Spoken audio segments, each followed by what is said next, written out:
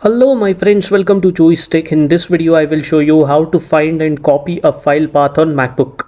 In this video I will show you two quick ways to find and copy a file path on your MacBook. So make sure you watch this video till the end. First, open Finder and locate the file whose path you want to copy. Now click View in the menu bar and then click on Show Path Bar. A path bar now appears at the bottom of the Finder window.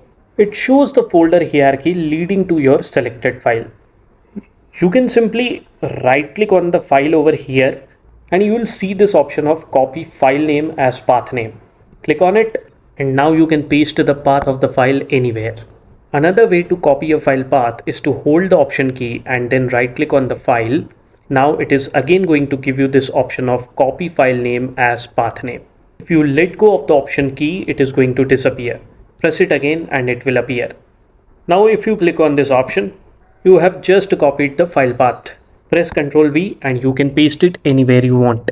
This is the quickest and most accurate method. Now if you found this video helpful, don't forget to like the video and subscribe to my channel Joystick for more such MacBook tips and tricks.